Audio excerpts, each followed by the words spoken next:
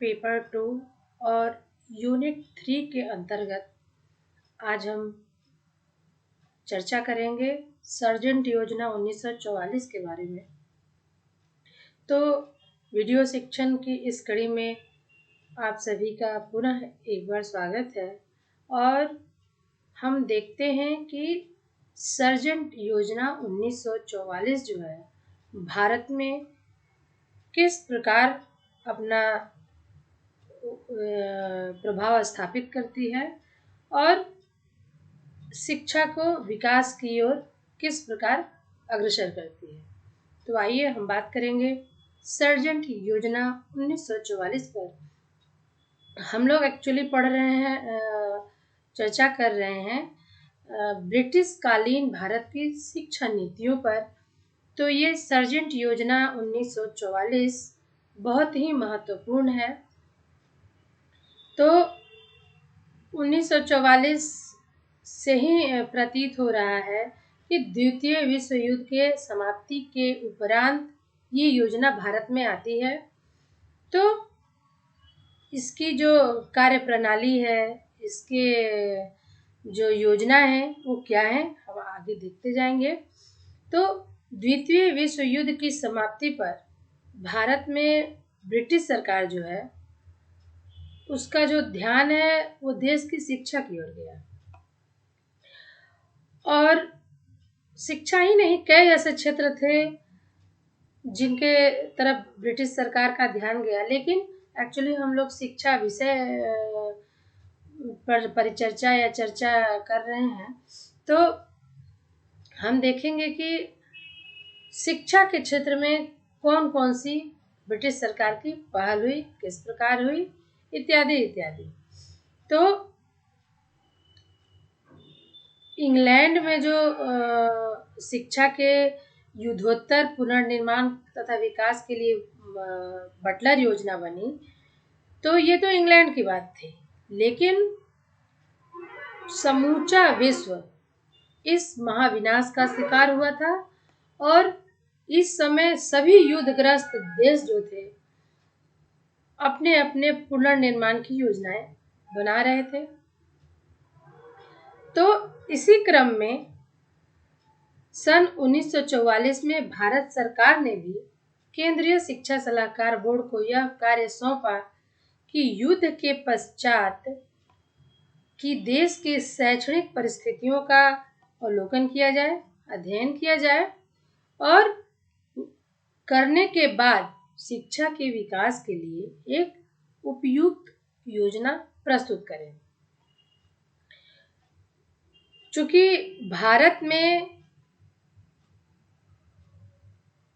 Sir John sergeant जो थे वो शिक्षा सलाहकार थे, तो बोर्ड ने उन्हीं के नेतृत्व में भारत के युद्धोत्तर शिक्षा विकास के लिए एक योजना बनाई और अपनी रिपोर्ट वायसराय की कार्यकारिणी की पुनर्निर्माण समिति के समक्ष 1944 में प्रस्तुत की।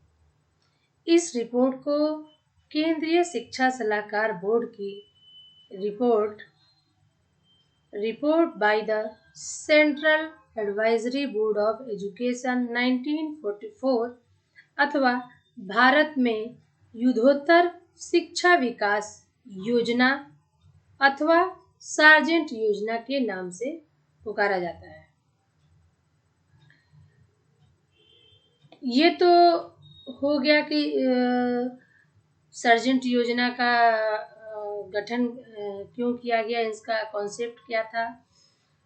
तो आइए अब हम देखते हैं कि सर्जेंट महोदय के नेतृत्व में बनी हुई योजना का उद्देश्य क्या था। तो हम बात करेंगे सर्जेंट योजना के उद्देश्य, ऑब्जेक्टिव ऑफ सर्जेंट्स प्लान।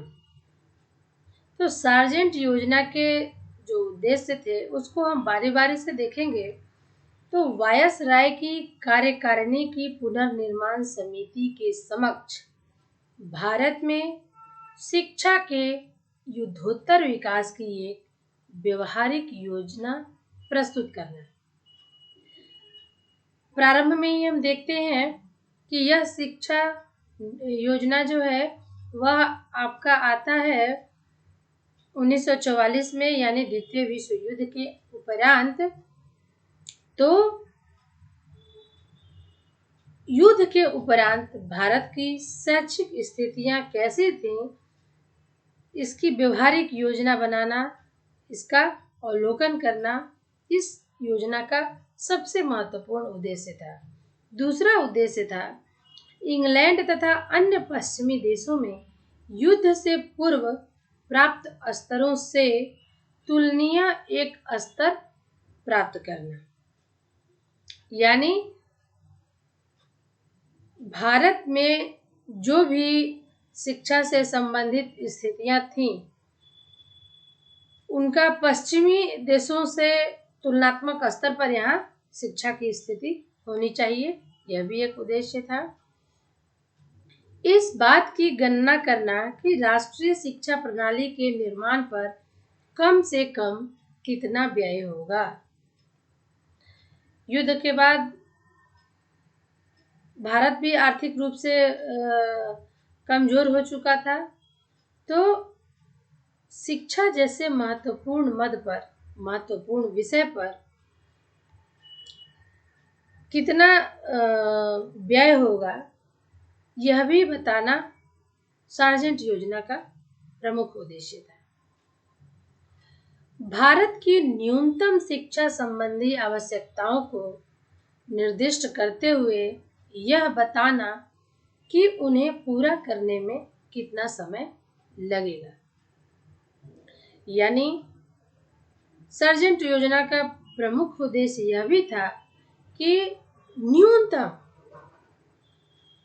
अधिकतम नहीं, न्यूनतम आवश्यकताएं जो है शिक्षा से संबंधित, उसको पूरा करने में कितना समय लगेगा। और सार्जेंट योजना के प्रमुख उद्देश्यों में यह भी था कि पुरुषों और स्त्रियों का रोपण करने के लिए एक योजना प्रस्तुत करना। यानी शिक्षा से चाहे वो पुरुष हो या स्त्री हो, उनकी समान सहभागिता हो। तो इसके लिए भी एक महत्वपूर्ण योजना प्रस्तुत करना सार्जेंट योजना का प्रमुख उद्देश्यों में से एक था।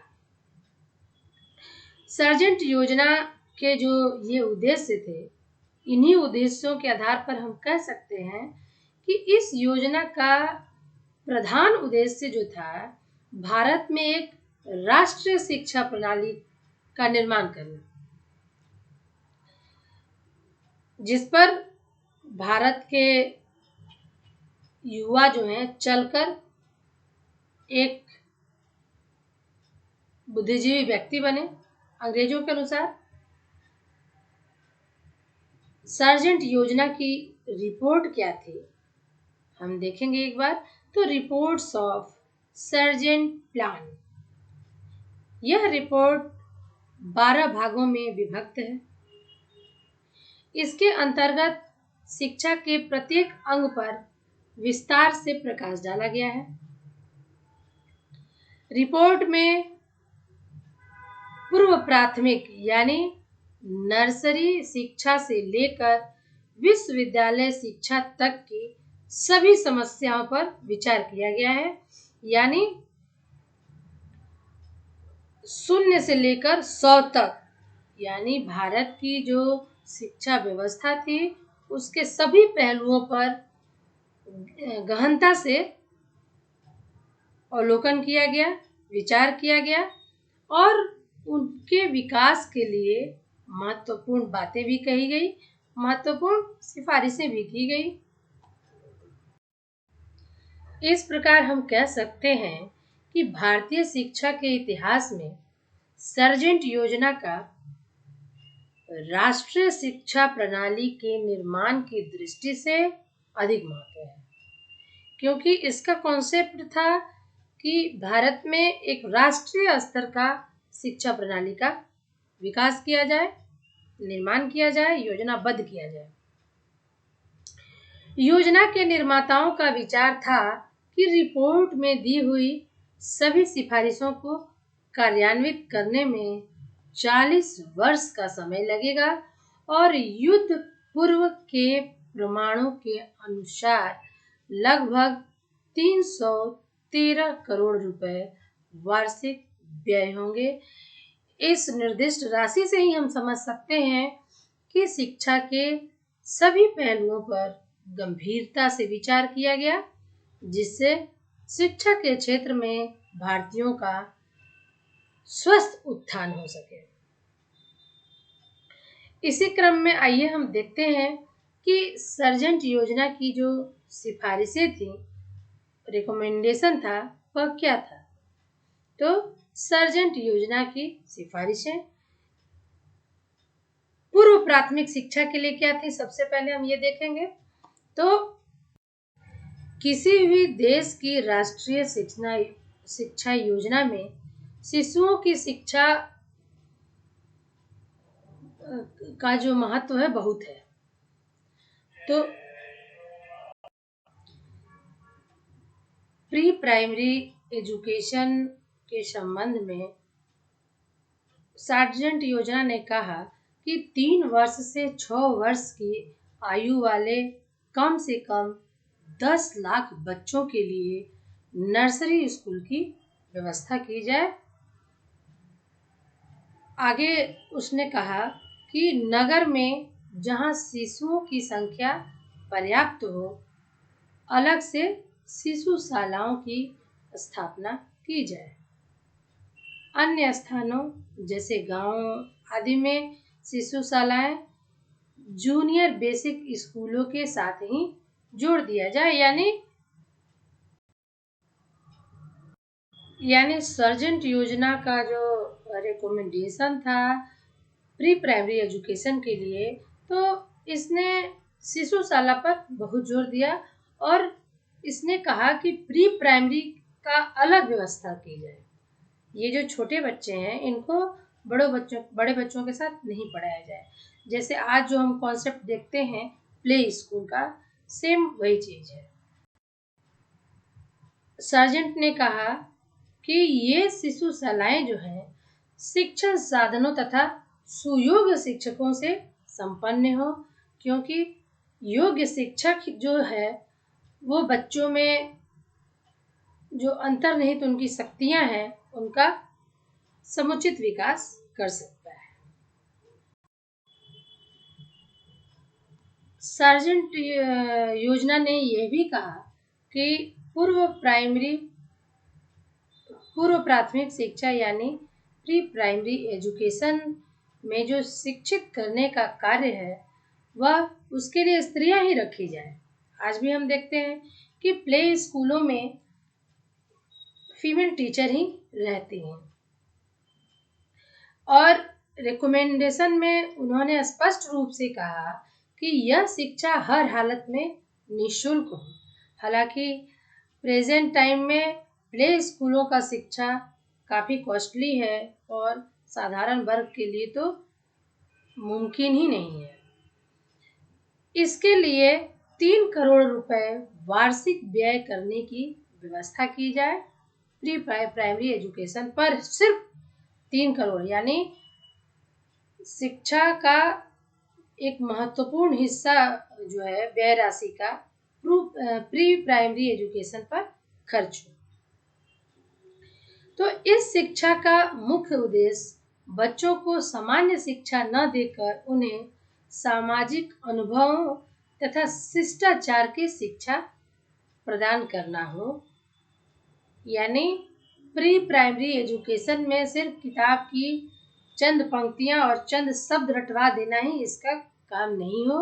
इन्हें सामाजिक अनुभव एवं सदाचार, सुशीलता, शिष्टाचार इत्यादि गुणों का विकास करना। शिशु कक्षाओं में शिक्षक और छात्रों का अनुपात 30 से अधिक नहीं होना चाहिए। हम आज भी ये अनुपात यही देखते हैं। यानी बच्चे कम होंगे तो शिक्षक का ध्यान प्रत्येक बच्चों पर भली भांति होगा जिससे बच्चों में जो छिपा हुआ टैलेंट है वह उभर कर सामने आएगा। इस टैलेंट को निखारने में शिक्षक जो है बहुत बढ़िया से ऑब्जर्व कर पाएगा एक एक बच्चे को। अब हम बात करेंगे कि प्राथमिक शिक्षा या बेसिक शिक्षा क्या था। ये तो पूर्व प्राथमिक शिक्षक से संबंधित उन्होंने बातें कही, फिर उन्होंने प्राथमिक शिक्षा से संबंधित बात कही। प्राथमिक शिक्षा को बेसिक शिक्षा भी कह रहे हैं सर्जेंट महोदय। तो प्राइमरी ऑफ बेसिक एजुकेशन, यानी इसके अंतर्गत सर्जेंट योजना का रिकमेंडेशन था कि 6 से 14 वर्ष की आयु के सब बालकों तथा बालिकाओं के लिए अनिवार्य तथा निःशुल्क शिक्षा की व्यवस्था की जाए। अनिवार्य एवं निःशुल्क शिक्षा की जो अवधारणा थी सर्वप्रथम गोखले महोदय की थी और उन्होंने ही भारतीयों को निःशुल्क एवं अनिवार्य शिक्षा के लिए अपना प्रस्ताव रखा था। भले वो मनोनीत नहीं हुआ और स्वीकृत हो गया, तो बोर्ड ने बेसिक शिक्षा के मूल सिद्धांतों का समर्थन करते हुए इस बात को तो स्वीकार किया कि शिक्षा का आधार कोई आधारभूत हस्तशिल्प होना चाहिए, परंतु शिक्षा के आत्मनिर्भरता के सिद्धांत को स्वीकार नहीं किया। और इसके लिए क्या किया, बेसिक शिक्षा को 2 भागों में बांटा गया। एक जूनियर बेसिक शिक्षा और जो था 6 से 11 वर्ष तक। इसके अंतर्गत था कि यह शिक्षा सबके लिए अनिवार्य होगी। जूनियर बेसिक स्कूलों के पाठ्यक्रम में अंग्रेजी को कोई स्थान नहीं मिलना चाहिए। इन स्कूलों में अध्यापक तथा छात्रों का अनुपात 1:30 का होना चाहिए।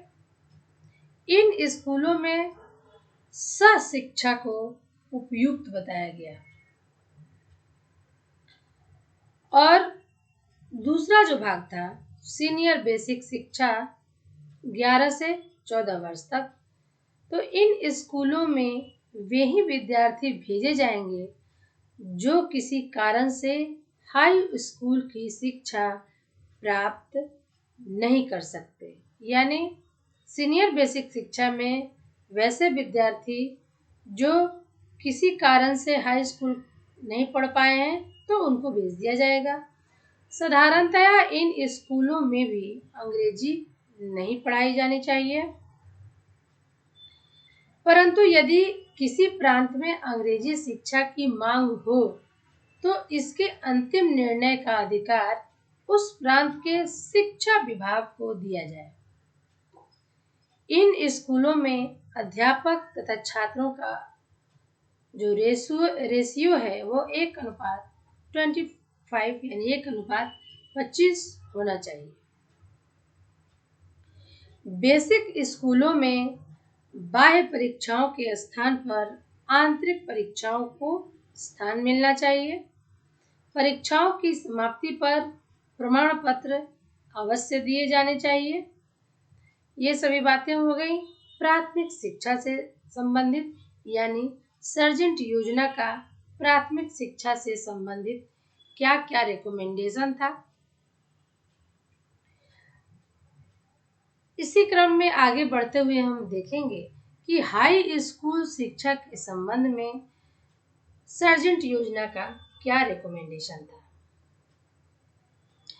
तो हाई स्कूल का पाठ्यक्रम 6 वर्ष का अर्थात 11 वर्ष की आयु से लेकर 17 वर्ष तक का होगा।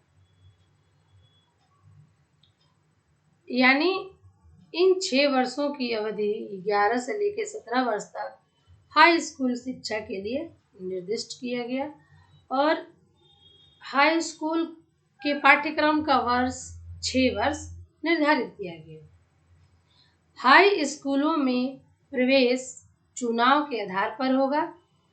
इन स्कूलों में उन्हीं छात्रों को प्रवेश दिया जाए जो हाई स्कूल शिक्षा से पूरा लाभ उठाने के योग्य हों। जूनियर बेसिक पाठ्यक्रम समाप्त करने के लिए जूनियर बेसिक पाठ्यक्रम समाप्त करने के बाद लगभग 20% छात्र हाई स्कूलों के लिए भेजे जाएं, यानी मेरिट बनाया जाए और उसके आधार पर योग्य विद्यार्थियों को ही हाई स्कूली शिक्षा के लिए भेजा जाए, ताकि भारत में अशिक्षित बेरोजगारी का जो है वो समूल नाश हो जाए और भविष्य में अशिक्षित बेरोजगारी जन्म न ले। इस बात को ध्यान में रखते हुए सर्जेंट योजना ने रेकमेंड किया कि जूनियर बेसिक स्कूल से जो बच्चे अपना पाठ्यक्रम समाप्त करके आते हैं उनमें से लगभग 20% को ही आगे हाई स्कूली शिक्षा के लिए भेजा जाए, सबको नहीं। यानी उनमें से क्रीम निकाल लिया जाए और जो अति साधारण है उनको दोबारा प्रयास करने का मौका दिया जाए। प्रत्येक छात्र जो हाई स्कूल में प्रवेश लेगा उसके लिए कम से कम 14 वर्ष की आयु तक शिक्षा प्राप्त करना अनिवार्य होगा। उसके बाद यह भी ध्यान रखना होगा कि पूरी अवधि समाप्त होने से पूर्व छात्र स्कूल ना छोड़े। ये सभी महत्वपूर्ण बातें सर्जेंट महोदय ने या सर्जेंट योजना ने भारत की शिक्षा में गुणात्मक विकास के लिए कही है। हाई स्कूलों में छात्रों से शुल्क लिया जाएगा, परंतु 50% छात्रों को निःशुल्क शिक्षा दी जाएगी तथा निर्धन छात्रों को छात्रवृत्तियां दी जाएंगी। 50% छात्रों को निःशुल्क शिक्षा देना, निर्धन छात्रों को छात्रवृत्तियां देने की बात कहना, ये निश्चित तौर पर भारत में जो शिक्षा प्रणाली है उसको विकसित करने के लिए कही गई, जिससे गरीब लेकिन प्रतिभावान छात्र आगे आएं और अपने व्यक्तित्व का विकास कर राष्ट्र के विकास में सहयोग करें। हाई स्कूलों में शिक्षा का माध्यम छात्रों की मातृभाषा होगी और अंग्रेजी द्वितीय अनिवार्य विषय के रूप में पढ़ाई जाएगी। ये बहुत ही इम्पोर्टेंट बात थी, क्योंकि अगर हम किसी व्यक्ति का विकास चाहते हैं तो मातृभाषा में ही हो सकती है। और हाई स्कूलों में जो शिक्षा है उसके 2 प्रकार होने चाहिए। कैसे भाई? तो साहित्यिक हाई स्कूल और प्रावैधिक हाई स्कूल, यानी एकेडमिक हाई स्कूल, और दूसरा जो है टेक्निकल हाई स्कूल। यानी भारत में जो शिक्षा का स्तर है वह उच्च क्वालिटी का हो, इस पर सर्जेंट योजना ने पुरजोर प्रयास किया। सर्जेंट महोदय ने जो हाई स्कूलों के मुख्य 2 प्रकार बताए कि एकेडमिक हाई स्कूल और दूसरा टेक्निकल हाई स्कूल, तो इन दोनों प्रकार के हाई स्कूलों में जो विषय है वो सामान्य होंगे। इन विषयों में सम्मिलित होगा मातृभाषा, अंग्रेजी, आधुनिक भाषाएं, इतिहास में भारतीय एवं विश्व, पूरे दोनों प्रकार के इतिहास का अध्ययन करना होगा। भूगोल में भी भारत और विश्व समस्त भूगोल का अध्ययन करना होगा। गणित, विज्ञान, अर्थशास्त्र, कृषि, कला, संगीत, शारीरिक शिक्षा इत्यादि सभी विषय जो हैं वो सामान्य ही रहेंगे दोनों प्रकार के हाई स्कूलों में। इन विषयों के सिलेक्शन के लिए उन्होंने कहा कि हाई स्कूल यानी साहित्यिक हाई स्कूल यानी एकेडमिक हाई स्कूल में उपरोक्त सामान्य विषयों के अतिरिक्त प्राच्य भाषाओं यानी क्लासिकल लैंग्वेजेस तथा नागरिक शास्त्र की शिक्षा दी जाएगी। बालिकाओं के लिए गृह विज्ञान के लिए विशेष व्यवस्था होगी। टेक्निकल हाई स्कूल में सामान्य विषयों के अतिरिक्त इन विषयों की शिक्षा की व्यवस्था होगी। काष्ठ कला, धातु कला, प्रारंभिक इंजीनियरिंग, ड्राइंग, वाणिज्य संबंधी विषय, संकेत लिपि, टाइप राइटिंग, बुक कीपिंग, व्यापार पद्धति इत्यादि। यानी नाम से ही स्पष्ट है कि टेक्निकल हाई स्कूल जो है उनमें इन टेक्निकल चीजों का पढ़ाई होगा। हाई स्कूलों का पाठ्यक्रम अपने आप में संपूर्ण हो, वह केवल विश्वविद्यालय शिक्षा का आधार मात्र न हो। इस शिक्षा के उपरांत विद्यार्थी कोई न कोई व्यवसाय करने के योग्य बन जाए। टेक्निकल शिक्षा हाई स्कूल के माध्यम से प्रदान करने का सर्जेंट महोदय का जो कॉन्सेप्ट था एकमात्र यही था। और इसी क्रम में उन्होंने कहा सबसे इम्पोर्टेंट बात ये, इससे पहले भी कई शिक्षा योजनाएं, शिक्षा समितियां आ चुकी हैं और कई बार इसके संबंध में बात कही गई है कि अध्यापकों का वेतन जितना केंद्रीय शिक्षा सलाहकार बोर्ड ने निर्धारित कर दिया है उससे कम नहीं होना चाहिए। हाई स्कूलों में अध्यापक तथा छात्रों का रेशियो 1:20 होना चाहिए। देखिए हाई स्कूलों पर अधिक मेहनत करने की जरूरत है तो यहाँ जो अनुपात दर है घटा दिया गया है। प्रारंभिक और पूर्व प्राथमिक और प्राथमिक विद्यालयों में 1:30 की बात कही गई है और हाई स्कूल स्तर पर 1:20 होना चाहिए शिक्षक और बच्चों का अनुपात, ये कहा गया। यानी हाई स्कूली शिक्षा में शिक्षक को बच्चों पर अधिक ध्यान देने की आवश्यकता है। विश्वविद्यालय शिक्षा के संबंध में सर्जेंट रिपोर्ट में क्या कहा गया है? तो सबसे पहले तो आयोग ने विश्वविद्यालय शिक्षा में दोष क्या है इसको बताया, फिर उसने इसके निवारण का उपाय बताया।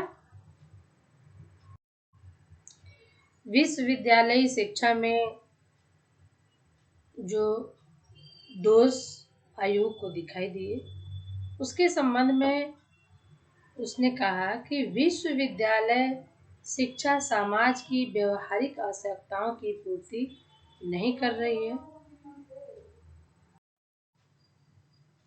विश्वविद्यालय शिक्षा के संबंध में दोषों को देखते हुए आयोग ने यह कहा कि भारतीय विश्वविद्यालय राष्ट्रीय जीवन के भिन्न भिन्न क्षेत्रों के लिए एक लीडरशिप क्वालिटी व्यक्ति की आवश्यकता होती है जिसको उत्पन्न करने में असमर्थ है। यूरोपीय विश्वविद्यालयों की उपाधियों को भारतीय विश्वविद्यालयों की उपाधियों से श्रेष्ठ समझा जाता है। यानी उसी तर्ज पर यूरोपीय विश्वविद्यालयों के तर्ज पर ही जो सर्जेंट योजना है चाहती है कि भारत में वैसे ही विश्वविद्यालय विकसित किए जाए। यानी विश्वविद्यालयों का स्तर यूरोपीय विश्वविद्यालयों के तर्ज पर हो। भारतीय विश्वविद्यालय विदेशों से विद्यार्थियों को आकर्षित करने में असफल रहे हैं। ये तो अंग्रेजों की टाइम की बात है। उससे पहले हम देखें तो वेनसोंग जैसे चीनी विद्यार्थी, फाहियान नित्सिंग वगैरह भारत में आए और अपनी पूरी शिक्षा पूरी करके यहाँ से गए। तो सर्जेंट रिपोर्ट ने कहा कि भारत में जो विश्वविद्यालय हैं वो अपनी शिक्षा प्रणाली के माध्यम से विदेशी विद्यार्थियों को आकर्षित नहीं कर पा रहे हैं। और विश्वविद्यालय शिक्षा पर परीक्षाओं का प्रभुत्व है, जो संकीर्ण पुस्तकीय ज्ञान पर बल देती है। विश्वविद्यालय जो है वह ज्ञान का सबसे बृहद केंद्र माना जाता है और उसका उद्देश्य हो ज्ञान के क्षेत्र में अनुसंधान करना, न कि परीक्षाओं को प्रमुखता देना, परीक्षाओं के प्रभुत्व पर बल देना। तो विश्वविद्यालयों में अनेक अयोग्य विद्यार्थी जो शिक्षा पर व्यय करने में समर्थ रखते हैं प्रवेश पा जाते हैं। उनमें योग्यता नहीं है और पैसा है तो एडमिशन ले लिए और सर्टिफिकेट लेकर शिक्षित व्यक्ति के रूप में समाज के सामने प्रकट हो जाते हैं, जो कि भारत में अशिक्षित बेरोजगारी को जन्म देती है, शिक्षित बेरोजगारी को जन्म देती है। तो विश्वविद्यालयों में जो अध्यापक हैं उनका वेतन कैसा हो, इसके लिए सर्जेंट योजना ने कहा कि अध्यापकों के वेतन क्रम तथा सेवा की दशाएं सुयोग्य अध्यापकों को आकर्षित नहीं करती हैं। यानी शिक्षक जब आर्थिक रूप से संपन्न नहीं होगा तब वह अपने पूर्ण मनोयोग से सेवा देने में असमर्थ होगा। अध्यापकों और विद्यार्थियों के बीच संपर्क का अभाव है। ये तो तमाम बातें थीं विश्वविद्यालयी शिक्षा के संबंध में दोषों से संबंधित। और रिपोर्ट ने विश्वविद्यालय शिक्षा के विकास के लिए जो महत्वपूर्ण सुझाव दिए उसके बारे में हम बात करेंगे। तो विश्वविद्यालयों में छात्रों के प्रवेश में कठोरता बरती जाए, सिर्फ क्वालिटी को डेवलप करने के लिए। हाई स्कूलों से निकलने वाले छात्रों में 10 से 15% छात्रों को विश्वविद्यालयों में प्रवेश दिया जाए, यानी मेरिट बना दिया जाए, और अति सामान्य विद्यार्थियों को हटा दिया जाए। सर्जेंट योजना ने डिग्री कोर्स की अवधि के बारे में सुझाव देते हुए कहा कि डिग्री कोर्स की अवधि 2 वर्ष के स्थान पर 3 वर्ष का कर दिया जाए। उसने कहा कि इंटरमीडिएट कक्षा को भंग करके उसका 1 वर्ष यानी 11वीं कक्षा हायर सेकेंडरी स्कूलों में और दूसरा वर्ष 12वीं कक्षा डिग्री कोर्स में मिला दिया जाए। यानी उच्च शिक्षा का विकास करने के लिए उन्होंने ऐसा कहा। विश्वविद्यालयों में स्नातकोत्तर शिक्षा तथा अनुसंधान कार्य को स्तर को ऊंचा किया जाए, यानी मास्टर्स डिग्री और रिसर्च को ऊंचा उठाया जाए, उसके लेवल को ऊंचा किया जाए। विश्वविद्यालयों के शिक्षा स्तर को ऊंचा करने के लिए सुयोग्य अध्यापकों की नियुक्ति की जाए, अध्यापकों के वेतन क्रम तथा सेवा शर्तों में, सेवा दशाओं में सुधार किया जाए। ये तमाम बातें विश्वविद्यालय शिक्षा स्तर को ऊपर उठाने के लिए कह रहे हैं। अध्यापकों और विद्यार्थियों के पारस्परिक संबंधों में घनिष्ठता उत्पन्न की जाए। इसके लिए उप कक्षा प्रणाली प्रचलित की जाए, ट्यूटोरियल सिस्टम को डेवलप किया जाए। विश्वविद्यालय स्तर को ऊंचा उठाने के लिए सर्जेंट योजना ने कहा कि विभिन्न विश्वविद्यालयों में समन्वय स्थापित हो।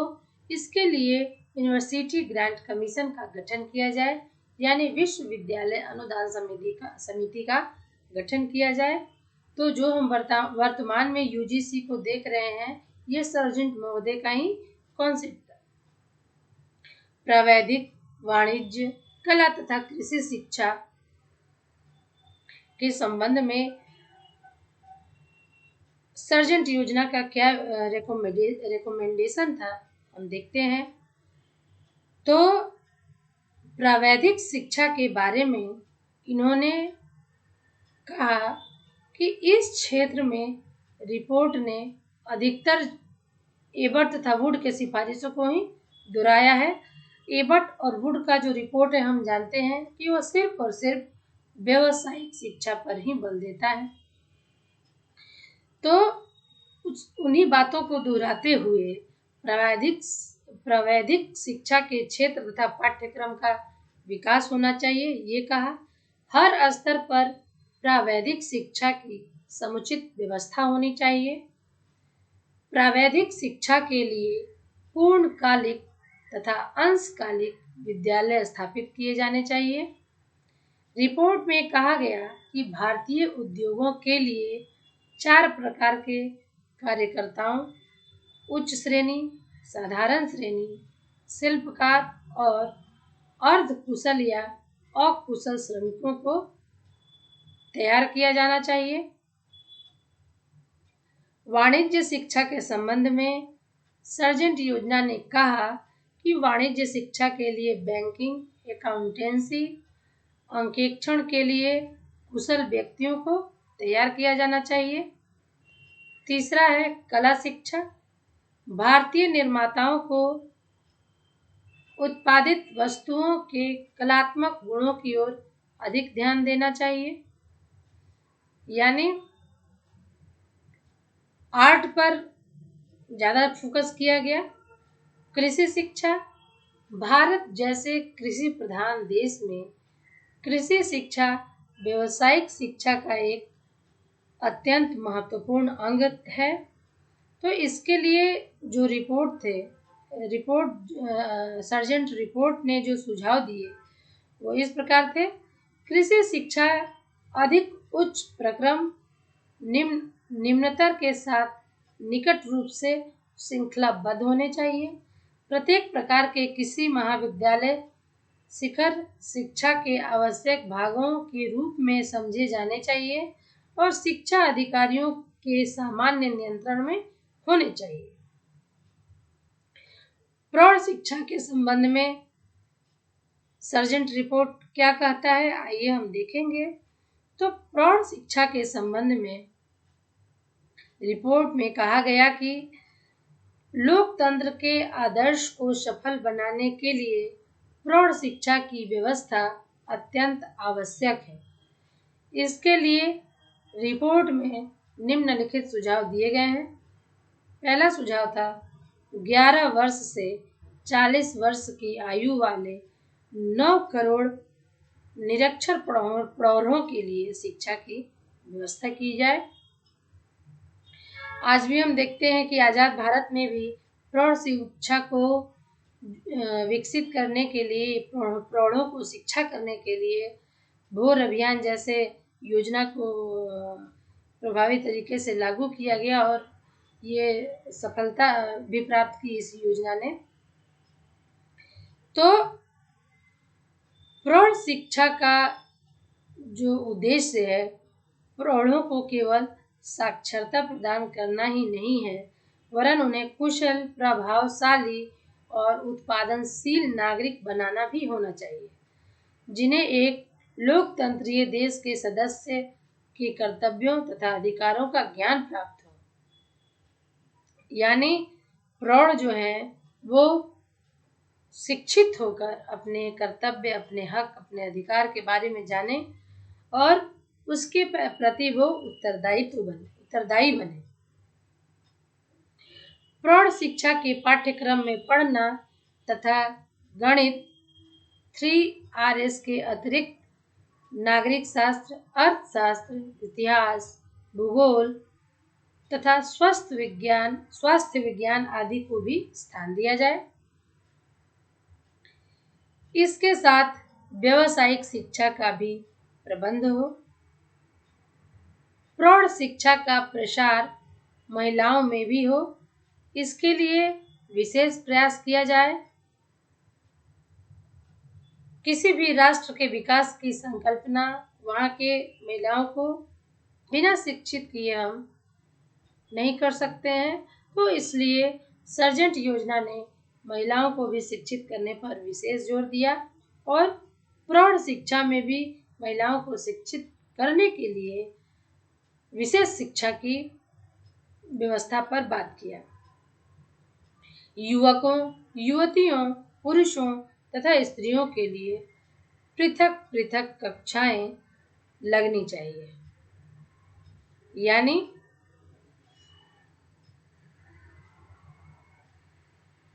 कैटेगरी वाइज पढ़ाई हो जिससे प्रौढ़ शिक्षित हो। प्रौढ़ शिक्षा का उत्तरदायित्व राज्यों पर होगा, परंतु समस्या की विशालता को देखते हुए ऐच्छिक संस्थाओं को भी इस कार्य में यथासंभव सहायता करनी चाहिए।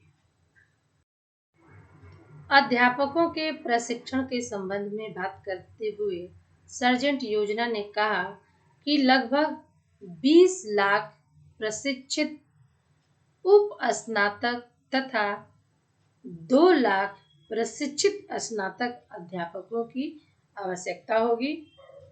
इतनी बड़ी संख्या में प्रशिक्षित अध्यापकों की आवश्यकता को पूरा करने के लिए विभिन्न स्तर के प्रशिक्षण विद्यालय समुचित संख्या में स्थापित करने चाहिए। प्रशिक्षण विद्यालयों में कोई शुल्क नहीं लिया जाना चाहिए। निर्धन छात्राध्यापकों के लिए आर्थिक सहायता की व्यवस्था होनी चाहिए। ये जो बात थी वो भारत में प्रशिक्षित अध्यापकों की संख्या को बढ़ाने के लिए थी। तो अधिकांश प्रशिक्षण संस्थाएं आवश्यक रूप से सहवास होने चाहिए, यानी हॉस्टल्स के लिए बच्चों को इधर उधर भटकना नहीं पड़े, छात्र अध्यापकों को रहने की व्यवस्था पर समस्या उत्पन्न नहीं होनी चाहिए। तो सभी प्रकार के अध्यापकों के लिए अभिनव पाठ्यक्रम यानी रिफ्रेशर कोर्स की व्यवस्था होनी चाहिए। योग्य व्यक्तियों को अध्यापन कार्य के प्रति आकर्षित करने के लिए अध्यापकों के वेतन में वृद्धि की जाए। किसी भी दशा में अध्यापक का वेतन 30 रुपये मासिक से कम नहीं होना चाहिए। इसी क्रम में सर्जेंट योजना ने कहा कि औद्योगिक तथा व्यावसायिक विद्यालयों के अध्यापकों का प्रशिक्षण औद्योगिक तथा व्यावसायिक संस्थाओं में होनी चाहिए, यानी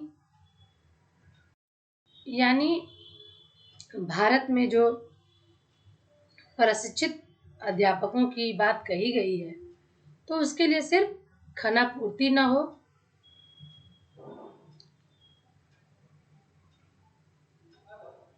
उसके लिए यहाँ निःशुल्क व्यवस्था किया जाए, शाबाश महाविद्यालयों की व्यवस्था की जाए, या फिर औद्योगिक और व्यावसायिक विद्यालयों में जो अध्यापक होंगे उनके लिए औद्योगिक तथा व्यावसायिक संस्थाओं में उनका प्रशिक्षण होना चाहिए।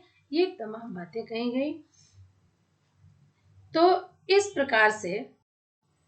प्रकार से हम देख रहे हैं कि सर्जेंट योजना जो है वह पूर्व प्राथमिक शिक्षा, हाई स्कूल शिक्षा, विश्वविद्यालय शिक्षा, प्राविधिक शिक्षा, प्रौढ़ शिक्षा, अध्यापकों का प्रशिक्षण, कृषि शिक्षा इत्यादि के संबंध में क्या क्या सुझाव होने चाहिए विस्तृत रूप से प्रस्तुत किया गया है। और सर्जेंट योजना का भारतीय राष्ट्रीय शिक्षा प्रणाली में महत्वपूर्ण योगदान है, जिसकी झलक हम यूँ कह सकते हैं कि आज भी किसी न किसी रूप में देखने को मिल जाता है। जैसे इन्होंने पूर्व प्राथमिक शिक्षा में शिशुशालाओं की बात कही, तो आज का जो प्ले स्कूल है ये उस टाइम का ही कॉन्सेप्ट है। तो कई तरह की बातें हैं जो वर्तमान शिक्षा पद्धति में भी इसकी झलक के रूप में हम पाते हैं। तो आज के इस अंक में बस इतना ही। धन्यवाद।